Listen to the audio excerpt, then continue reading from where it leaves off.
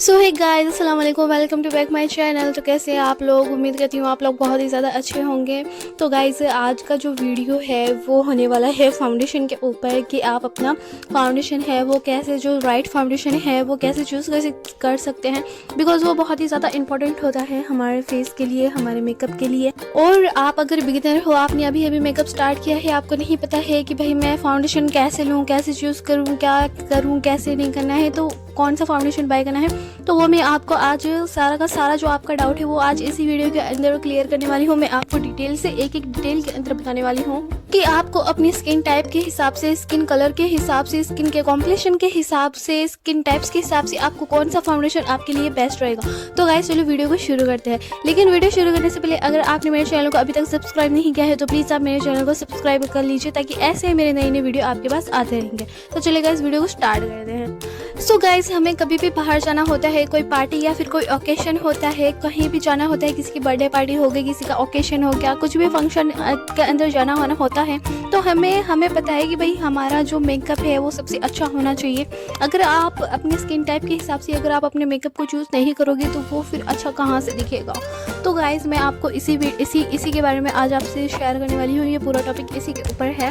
तो मेकअप में सबसे पहले हमारे माइंड में क्या आता है? फाउंडेशन। तो गाइस, फाउंडेशन ही एक ऐसी चीज़ है जो हमारा बेस को इन्हेंस करने में मदद करता है। हमारा बेस अगर अच्छे से अगर बना हुआ होगा तो वो हमारा मेकअप और ज़्यादा निखर के आएगा और हमारा मेकअप बहुत ही ज़्यादा अच्छा लगेगा। और अपने स्किन टोन और अपनी अंडरटोन के हिसाब से फाउंडेशन चूज़ करना बहुत ही ज़्यादा इंपॉर्टेंट है गाइस। अगर आप अपनी स्किन टोन या फिर अंडरटोन को आप नहीं पहचान पा रहे हो कि आपकी अंडरटोन कौन सी है, आपकी स्किन टोन कौन सी है और आप कैसे अपना परफेक्ट जो शेड है वो चूज़ कर सकते हैं, तो मैं आज आपको इसी का जो भी है सारा डिटेल के अंदर आपको मैं सारा का सारा समझाने वाली हूँ कि आप अपनी कैसे अंडरटोन को पहचान सकते हो, आप कैसे अपने स्किन टोन को पहचान सकते हो और कैसे आप एक परफेक्ट फाउंडेशन बाय कर सकते हो। ठीक है, तो गाइज़, ये वाला जो वीडियो है ये सबसे ज़्यादा हेल्पफुल बिगनर्स को होने वाला है, क्योंकि उन्हें खुद समझ में नहीं आता है कि हमारी अंडरटोन क्या है। तो गाइज़, कई बार क्या होता है जब हम फाउंडेशन लगाते हैं हमारे फेस के ऊपर, तो वो कई बार तो बहुत ही ज़्यादा डार्क हो जाता है और कई बार बहुत ही ज़्यादा लाइट हो जाता है।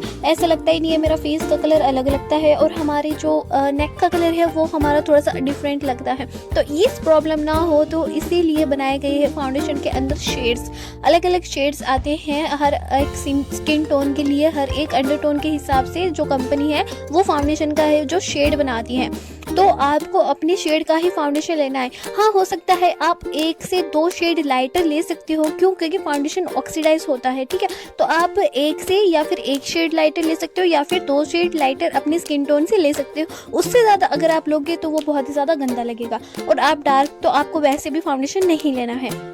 मैंने कई बार सुना है कि मुझे ऐसे सुनने को मिला है कि भाई हमने मेकअप तो बहुत ही अच्छे से किया था, फाउंडेशन भी हमने बहुत ही ज़्यादा महंगा लिया था, बट वो कुछ देर टाइम बाद में वो काला पड़ गया था। तो गाइस, काला कब पड़ता है फाउंडेशन ऑक्सीडाइज कब होता है? जब आपने अपनी स्किन टोन का फाउंडेशन नहीं चूज़ किया होता है, अपनी अंडरटोन के हिसाब से अगर आपने फाउंडेशन नहीं चूज़ किया है तो वो फाउंडेशन ऑक्सीडाइज होता है, अदरवाइज वो ऑक्सीडाइज नहीं होता है। तो गाइज, मैं आपको आज वही बताने वाली हूँ कि आप अपना जो अंडरटोन है, आप अपना जो स्किन टोन है वो आप कैसे फाइंड कर सकते हो। तो गाइज, मार्केट के अंदर बहुत सारे डिफरेंट कंपनी के फाउंडेशन मिलते हैं और उनके बहुत ही ज़्यादा डिफरेंट शेड होते हैं, जैसे कि आप देख सकते हो। तो ये जो मेबेलिन फिट पे जो फाउंडेशन है ये बहुत ही ज़्यादा कॉमन है, तो हम इसी का एग्जाम्पल लेके चलते हैं। जैसे कि आपको पिक्चर के अंदर दिख रहा होगा, इसके कितने सारे फाउंडेशन है, कूल टोन है, न्यूट्रल टोन के लिए भी है, वार्म अंडरटोन के लिए भी है, तो बहुत सारी शेड्स इसके अंदर है। तो गाइस, इतने सारे शेड्स को देख के लोग कंफ्यूज हो जाते हैं कि भाई हमारे इसके अंदर से जो परफेक्ट शेड है वो कौन सा है, हम इनके अंदर से कौन सा शेड लें। तो गाइस, उसके लिए सबसे पहले आपको अपनी अंडरटोन को समझना बहुत ही ज़्यादा ज़रूरी होता है कि आपकी अंडरटोन क्या होती है। तो गाइस, जो अंडरटोन होता है और जो स्किन टोन होता है वो दोनों एक चीज़ नहीं होती, वो दोनों डिफरेंट चीज़ें होती हैं। कई लोगों को लगता है कि वो दोनों एक ही चीज़ होती है, बट ऐसा बिल्कुल भी नहीं है। तो गाइस, ये जो मेबेलिन फिट मी का मैट प्लस बोल्डनेस फाउंडेशन है, ये क्या करता है, इसके जो शेड्स है वो टोटल 40 शेड्स के अंदर ये अवेलेबल होता है। इसके 40 शेड है टोटल, लेकिन इंडिया के अंदर इसके 18 शेड अवेलेबल है। सो कौन सा शेड आपकी स्किन टोन के ऊपर जाएगा, तो इसके लिए आपको अपना अंडरटोन और स्किन टोन अच्छे से पता होना चाहिए। सो गाइस चलिए जानते हैं कि अंडरटोन क्या होता है। चलिए हम अब इसके बारे में बात कर लेते हैं कि भाई अंडरटोन होता क्या है। ठीक है, तो टाइप्स ऑफ अंडरटोन के बारे में बात करेंगे कि अंडरटोन कितने टाइप्स की होती है और क्या होती है। सो बहुत से लोगों को अपना जो अंडरटोन है वो नहीं पता होता है, तो चलिए देखते हैं। तो गाइस बेसिकली अंडरटोन जो होती है वो 3 टाइप्स की होती है। अभी मैं आपको बता रही हूँ। कूल और पिंक अंडरटोन फर्स्ट हो गया हमारा, और दूसरा हमारा हो गया न्यूट्रल अंडरटोन, और तीसरा हमारा हो गया वार्म अंडरटोन। सो ये 3 टाइप्स की अंडरटोन होती है। तो अब आप बोलोगे कि हमें कैसे पता चलेगा कि हमारी अंडरटोन कौन सी है। तो चलिए हम उसका टेस्ट करते हैं। तो सबसे पहले आपकी जो हाथ की वेन्स होती है, तो जैसे कि आपको दिख रहा होगा, तो जो कूल अंडरटोन है उसे कैसे पहचानेंगे। तो आपको अपनी हाथ की नसों को देखना है। अगर वहाँ पे कूल मतलब ब्लू जो वेन्स नज़र आ रही है तो आपकी कूल अंडरटोन है, और अगर आपका जो ग्रीन वेन्स अगर आपको नज़र आ रही है तो आपकी वार्म अंडरटोन है। तो जैसा कि आपको अपनी स्क्रीन पे दिख रहा होगा, तो एक साइड पे यहाँ पे देखिए ब्लू वेन्स नज़र आ रही है कलाई के ऊपर, तो वो हमारा कूल अंडरटोन वाले लोग हैं। और दूसरी तरफ एकदम ग्रीन वेन्स नज़र आ रही है, ग्रीन नसें दिख रही है, तो वो हमारा वार्म अंडरटोन है। और अगर आपकी दोनों नसें दिख रही है, थोड़ी ब्लू दिख रही है, थोड़ी ग्रीन दिख रही है, तो आप न्यूट्रल अंडरटोन के हैं। और यहाँ पे आपको तीनों की तीनों अंडरटोन दिख रही होगी। तो सबसे पहले बात कर लेते हैं वार्म अंडरटोन वालों के। तो वार्म अंडरटोन वाले वो लोग होते हैं जो मतलब फेयर होते हैं, लेकिन थोड़ी सी येलोइश फेयर होते हैं, और थोड़ी सी उनका जो अंदर का जो स्किन टोन होता है वो येलोइश होता है। गाइस फेयर के अंदर भी 3 टाइप्स के फेयर कलर्स होते हैं, वो अंडरटोन के हिसाब से चेंज होता है। ठीक है, और जो कूल अंडरटोन वाले जो लोग होते हैं वो थोड़े से पिंकिश से होते हैं। जो वार्म अंडरटोन के जो स्किन होते हैं, जो वार्म अंडरटोन वाले लोग होते हैं, उनकी जो वेन्स होती है वो ग्रीन होती है। और जो कूल अंडरटोन वाले होते हैं, जैसे कि सेकंड पे यहाँ पे दिख रहा होगा, तो इनकी जो जो कूल अंडरटोन वाले होते हैं उनकी जो मोस्टली वेन्स होती है वो ब्लू कलर की होती है। तो चलिए आ जाते हैं अब हमारे न्यूट्रल अंडरटोन के ऊपर। तो इसे बेसिकली ऑलिव अंडरटोन भी कहा जाता है, जो मतलब ना तो वार्म के अंदर आते हैं और ना कूल के अंदर आते हैं, मतलब आप दोनों में कहीं पे भी नहीं आती। आपका ये अलग न्यूट्रल अंडरटोन है, जो मतलब और इनके जो मतलब वेन्स होती है, जैसे कि हमने देखा वार्म अंडरटोन के जो लोग होते हैं उनकी वेन्स ग्रीन होती है, और जो कूल अंडरटोन के जो लोग होते हैं उनकी वेन्स ब्लू होती है। लेकिन जो न्यूट्रल अंडरटोन वाले लोग होते हैं उनकी मिक्स होती है, ब्लू भी होता है, ग्रीन भी होता है। तो आपको कंफ्यूजन होने की जरूरत नहीं है, आप न्यूट्रल अंडरटोन के अंदर आते हो। अगर आपके हाथ के ऊपर दोनों की दोनों वेन्स दिखाई दे रही, दोनों कलर की ब्लू और ग्रीन मिक्स है, तो आप न्यूट्रल अंडरटोन के अंदर आते हो। आई होप आपको ये वाला कॉन्सेप्ट समझ में आ गया होगा अंडरटोन वाला। और सिर्फ ये नहीं, वेन्स के अंदर किसी की होती है जो वेन्स नज़र नहीं आती, तो हमारे पास और भी बहुत सारे रास्ते हैं हमारे पास, जिससे हम अपना जो अंडरटोन है उन्हें फाइंड आउट कर सकते हैं। गाइस आपको अपना स्किन टोन तो बहुत ही अच्छे से पता होगा, फेयर मीडियम डस्ट की जो भी आपका स्किन टोन है, तो वो इतना मैटर नहीं करता जितना हमारा अंडरटोन मैटर करता है। वो हमें पता होना जरूरी चाहिए। अंडरटोन का मतलब ही होता है जो हमारे स्किन के अंदर का जो टोन है, वो मतलब उसको बोला जाता है अंडरटोन। ठीक है, तो अगर आपको ऐसा समझ नहीं आ रहा है अपनी वेन्स को देख के, तो हमारे पास और भी कई तरीके हैं जिससे हम अपनी अंडरटोन को पहचान लेते हैं। तो चलिए देखते हैं कि वो कौन सा टेस्ट होता है।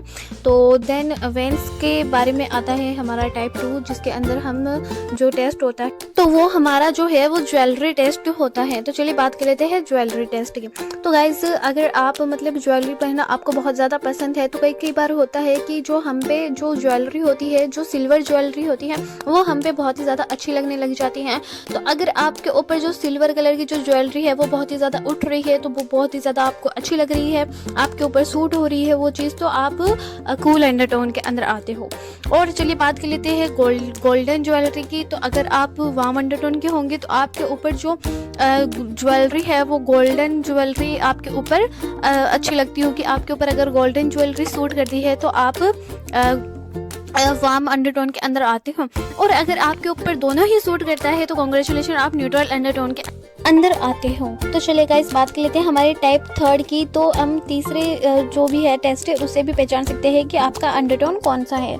तो गाइस अगर आप धूप में जाते हो और धूप के अंदर जाने से ही आपकी जो स्किन है, आपका जो फेस है वो रेड हो जाता है, तो आप पिंक अंडरटोन के हो, आप कूल अंडरटोन के हो। तो ये है, आप इसे भी पहचान सकते हो।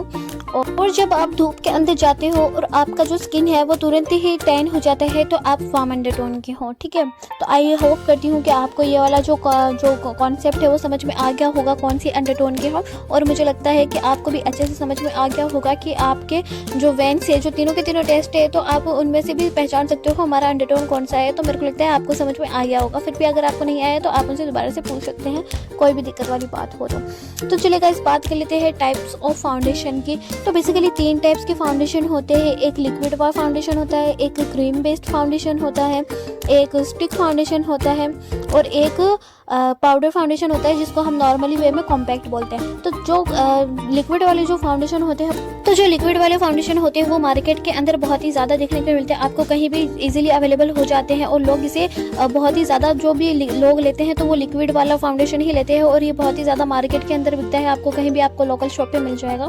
तो जो लिक्विड वाले फाउंडेशन होती है उनकी ये वाली खास बात होती है कि ये जो है वो कोई सी भी स्किन टाइप्स के ऊपर ईजिली सूट हो जाता है, चाहे से आपकी स्किन ऑयली हो, नॉर्मल हो, कॉम्बिनेशन स्किन हो, ये हर टाइप स्किन को ऊपर सूट कर जाता है क्योंकि ये मैट फिनिश देता है। तो ये ऑयली स्किन वालों के लिए बहुत ही ज़्यादा अच्छा होता है और कॉम्बिनेशन स्किन वालों के लिए भी बहुत ज़्यादा अच्छा होता है। बट ये वाला फाउंडेशन ड्राई स्किन वालों को कम सूट होता है। इनके अंदर 2 टाइप के वेरिएंट आते हैं, मैट फिनिश भी देता है ये और कई फाउंडेशन ड्यूई फिनिश भी दे देते हैं। तो चलिए गाइस अब बात कर लेते हैं हमारे स्टिक फाउंडेशन की। तो जो स्टिक वाले जो फाउंडेशन है ये मेनली ये भी हमारी ऑयली स्किन वालों के लिए बहुत ही ज़्यादा सूटेबल कहा जाता है। ये ऑयली स्किन वालों के ऊपर बहुत ही ज़्यादा अच्छे से सूट होता है। तो जो ऑयली स्किन होती है वो क्या करती है, बहुत ही ज़्यादा मॉइस्चराइज होने लगती है। तो जो ये स्टिक वाला फाउंडेशन है हमारा, तो वो स्किन के अंदर बहुत ही इजीली जल्दी से मेल्ट होने लगता है और ये मेल्ट होने के बाद ये हम उसे जब ब्लेंड करते हैं तो वो बहुत ही ज़्यादा अच्छी और नेचुरल फिनिश भी देते हैं हमें साथ साथ। और जो ड्राई स्किन वाले हैं वो इस बात का ध्यान रखिए कि आप ये वाला फाउंडेशन ना यूज़ करें, ये ड्राई स्किन वालों के लिए नहीं है, ये आपकी स्किन को और ज़्यादा ड्राई बना सकता है। और ये वाले जो फाउंडेशन होते हैं स्टिक वाले फाउंडेशन, ये बहुत ही ज़्यादा एक्सपेंसिव होते हैं। बट कोई फाउंडेशन ऐसा होता है जो काफ़ी चीप प्राइस के अंदर हमें मार्केट के अंदर मिल जाते हैं।